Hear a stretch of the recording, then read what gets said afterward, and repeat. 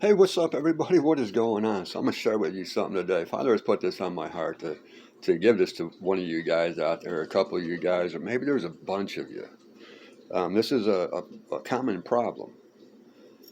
I want to share with you guys something, and maybe it'll help you get over what you're going through. Father's telling me that there's people out there, they are not forgiving. These people are not forgiving other people of whatever it is that happened to them. So someone did something to you, and you think it's a major thing, a major thing. And there's been time that's gone by. You haven't forgiven them, but to you enough time has passed where you've kind of forgotten about the emotional scars and the pains, and you just claim that it's in the past. We're just moving on. Let's just move on. That's in the past. Let's just move forward. But you're not forgiving them. See, Father wants me to share something with you guys. I'm not saying that my problem was way more serious than your problem, but Father wants me to share this with you. See, when I was 4 years old, I watched a guy that broke into my house, dumped gasoline all over my house, and this dude was staring me directly in the eyes. We locked eyes, and we didn't look away from each other until he went down the stairwell. When he went down the stairwell, I went over and followed, and I saw him do something. And then I saw this thing, which I now know to be a fireball, come up the stairwell. So I was in a house fire, watched my whole house burn down around me, and my mom, my baby sister, and myself, we were saved by the grace of God, by the love of God, by the mercy of God, by God's armor. We were saved because that heat never touched us, the flames never licked us, and we never took a breath of smoke. We were perfectly fine. Father saved us. And to this day, people are still commenting to me, I can't believe you survived that fire. How did you survive that fire? And I tell everybody, I've been telling everybody for decades, it's by the grace of God, by the love of God, by the mercy of God, God's armor. And there are people in this world, even though that they consider themselves Christians, they don't believe a word I say. Father told me I was going to see that guy again. Father told me I was going to see that guy again. And I spent 20 years studying every fighting style known to man. I wanted to be the best of the best. I wanted to be better than everybody that has ever been in a fight before. I want to know everything because this dude, he's not going to surprise me again. He got me the first time. He should have killed me. He should have killed me. I'm more than ready for him to come back. I spent 20 years studying every fighting style known to man for that one dude. On my 23rd birthday, this guy, see, I had been studying before this happened. This guy, on my 23rd birthday, I told Father, I promised Father, I'm done fighting. I'm done fighting. This is stupid. I can't even believe I wasted 15, 20 years of my life doing this. This is a waste. And I promised God, I'm done fighting. Everybody that I had a grudge against or whatever, man, I had some type of animosity towards them, dude, that's in the past. I'm done fighting. I'm not going to do nothing to them. It's in the past, dude. Let's move on. I'm done fighting. 5 years later, right after I got married, my wife and I, we were out at Lake Erie, Erie, Pennsylvania. We went to Presque Isle. For some reason, I had, I had a feeling. I wanted to go to the lake. For some reason. For some reason. So we drove an hour and a half, almost 2 hours to the lake. And we drove specifically out to Presque Isle. And I looked around for the spot. I had to find a specific spot. Why? I don't know. I don't know. But I had to find a specific spot. So we get the spot. It's suitable enough for me. We go out onto this pier. Bunch of people out there. The further down the pier you go, the more people there are.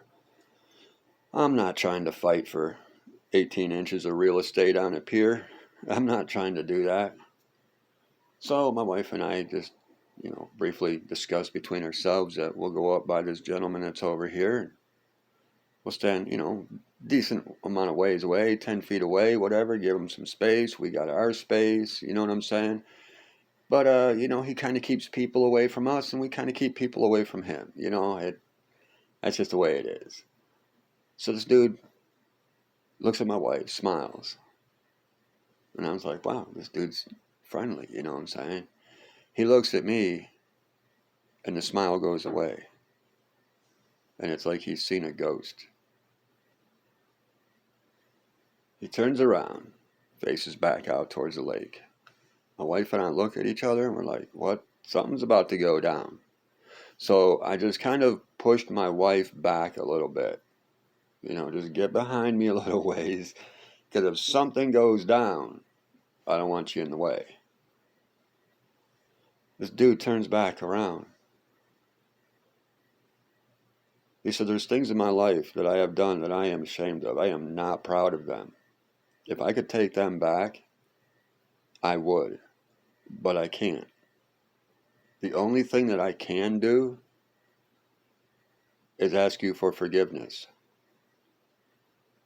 So I'm asking you to search your heart. If I've ever done anything wrong to you, I'm asking for you to please forgive me. So I looked at my wife and I'm like, what's up with this dude? Like, who does this? What's up with this dude? So I'm like, yeah, I don't know who you are, man, but if you've done anything to me, yeah, I forgive you. He says, no. I'm asking you, if I have ever done anything wrong to you, I'm asking for your forgiveness. Please search your heart. All right, so this dude's being legit. I don't know who this dude is. I have no clue who this random dude is. But I have a feeling he's about to commit suicide. So I'm more focused on this dude committing suicide and his well-being, and I'm talking to Father, and I'm like, Father, please help this dude. Please help him. There's something going on here, Father. I don't know what's going on. He's asking for my forgiveness. I forgive him, Father. I don't think he's ever done anything. I don't know him. And with me, I don't remember your name, but I'll never forget your face. That guy's face I etched into my memory. The dude that tried to burn me alive. I etched his face into my memory. I ain't never gonna forget that dude's face. So I'm talking with God, like I don't know this guy, Father, and I think there's something wrong here. I forgive him, but I searched my heart and I told him, look, I don't know you. I don't think I've ever met you. I don't think you've ever done anything to me. I don't think you have. But if you have, and I just don't remember, I forgive you. I sincerely forgive you. I have no hate towards you. That guy thanked me. He thanked me. And he told me I had a beautiful wife. And then he kind of turns around. I mean, his eyes are all teary. I mean, this dude was extremely emotional. And there's another guy that's, kind of behind us. He's paying attention to the whole thing because it kind of caught him off guard too. And I asked my wife, I'm like, should we follow him? Is he suicidal? I don't, like, what is going on here? Is this dude going to kill himself? Like, what is going on? And this guy, he says to us, he says, I'll keep an eye on him. He says, it looks like you lovely folks have something planned for today. And I'm like, just to be here, we were just coming here. He says, I'll keep an eye on him. He says, I live around the area. I'll keep an eye on him. I'll make sure nothing happens to him. I appreciate it, brother. I really appreciate it. A few days later, I'm at my house and I'm walking down the steps, and as soon as my foot hits the kitchen floor, I remember who that dude is. That's the dude that tried to kill me. For some reason, wow, Father works in mysterious ways. Father told me this dude was coming. I was going to see him again. And I spent 20 years literally learning every style of fighting that I could. And I didn't just mess around. No, I wanted to be the best of the best of the best. Because I didn't care if this dude had 50 years of fighting training. I didn't care if he had 10 guns on him. I don't care if he's strapped with 30 knives. I don't care. And when I was 23, fighting is stupid, dude. I'm going to kill somebody. Namely myself.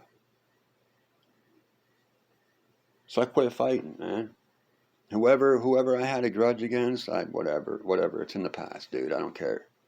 I don't care. I don't care. And this dude comes up. Now I got to search my heart. And now I got to search my heart. Now I got to search my heart. First 2 times he asked me, yeah, man, I don't, who are you? Then I realized this is the dude that tried to kill me. There was an overwhelming joy that came over me. I searched my heart. I searched my heart now that I know who this dude is. And there was no hate in there. There was just joy. There was joy. For the first time in my life, I don't have to look over my shoulder again. For the first time in my life, I can just walk down the street and walk down the street. For the first time in my life,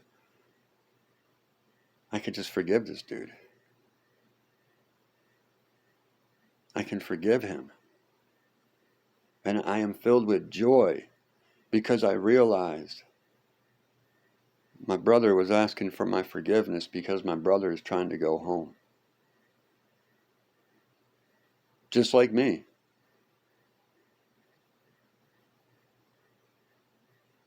Yeah, he made mistakes in his past. Just like me. He's trespassed against people just like me.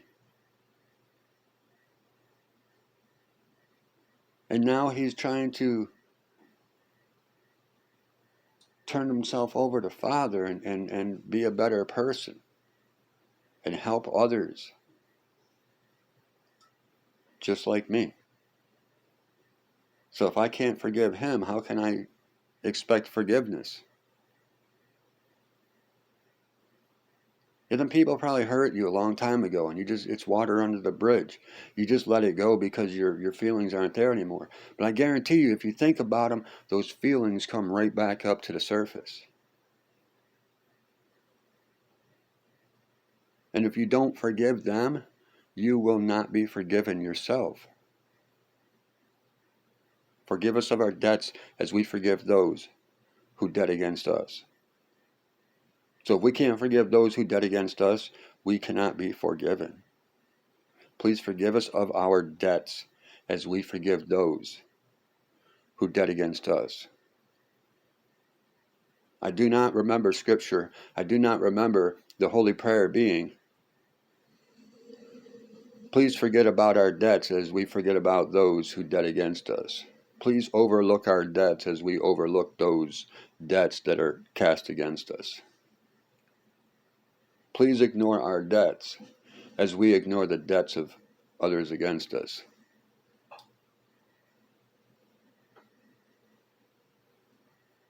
That's how it is. We need to let go of everything. Forgive everyone of everything. Forgive them. And the main reason being is exactly what Jesus said.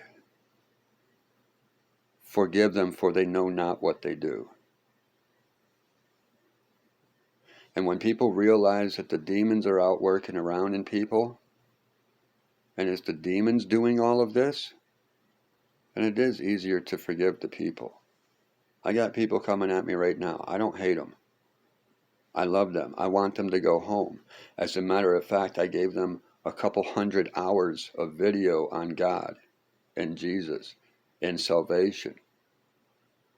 And they still come after me. I don't have hate on them because I know that they are creating their own demise. I don't hate them. I feel sorry for them. But Father says, have no sorrow.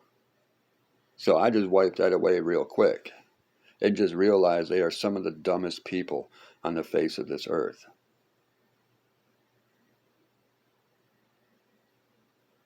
It is what it is. You go against God, you're pretty stupid. You're one of the dumbest on this earth. Because Father has told us what happens when we go against God. When we go against Him, He has told us what happens to us.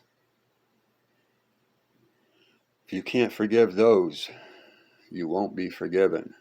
And just washing it under the bridge, letting it go, don't worry about it, whatever. If you can think about that incident with whoever it was right now, and you still get feelings, you still have those pains and those emotions, you have not forgiven. And that right there, what is in you is killing you. And you don't even realize it. But Father tells you.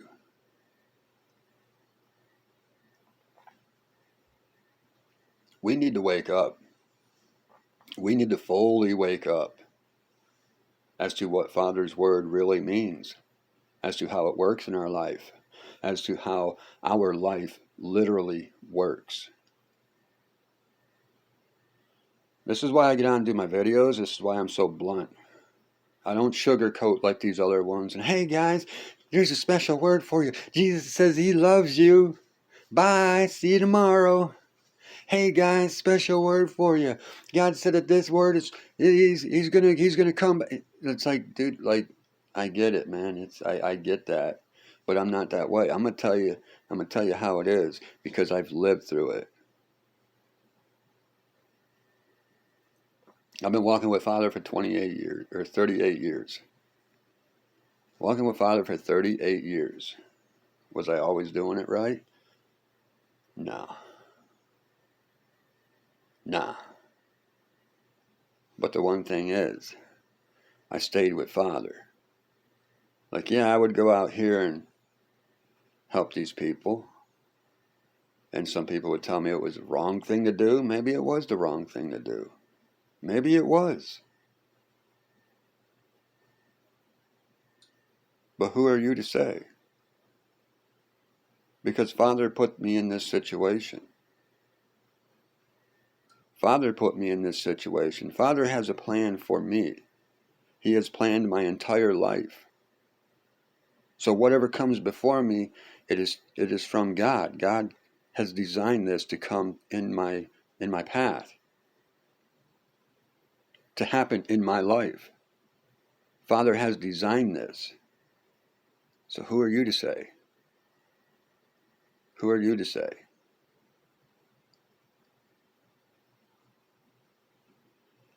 People tell me that my actions were evil, and I actually literally saved people from getting killed because I know how to fight and because I'm not afraid of anybody on this earth.